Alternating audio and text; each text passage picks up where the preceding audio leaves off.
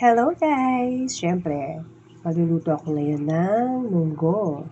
At bago yan, magsasain muna ako ng kanin. Yan ang ating kanin muna. Ito yung ating panghalo.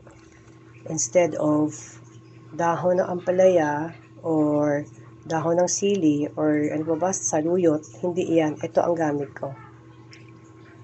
Pechay. At saka alam mo, sila kasi ginagawa nila, luya lang.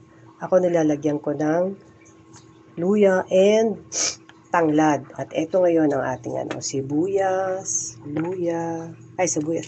bawang, sibuyas, luya. At syempre, hindi mawawala ang sili. Okay guys? So ayan na. Saka na tayo ng mantika. Idadaan natin sa kaprito. Ayan natin ang sibuyas.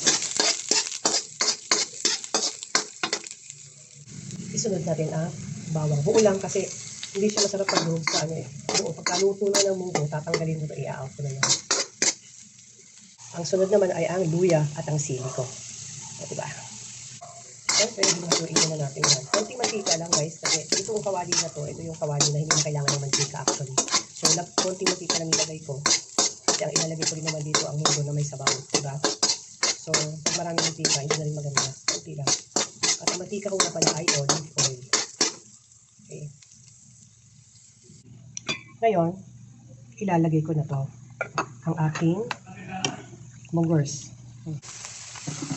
So, ilagay ko na ang munggo, no?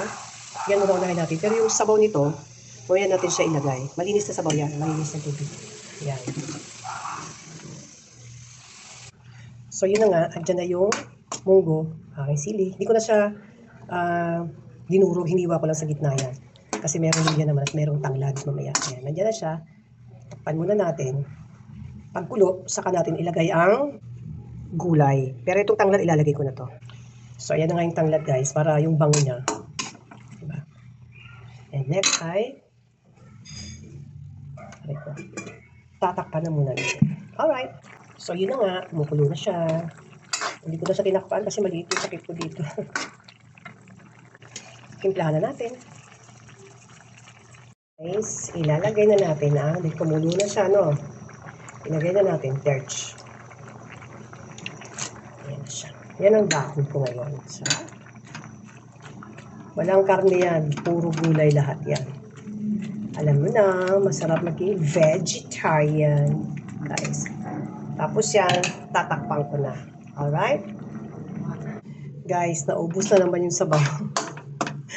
Kaya kailangan ng lumafang. Diba? Tara na, let's eat guys! Ang gulay ko, konti lang pala nilagay kong gulay.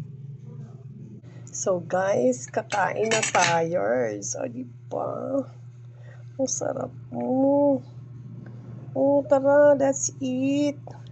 Puro gulay tayo. Okay guys, ito lang si Baby Shake. Quick ko mga bayot, ang inyong kasoyo na nga.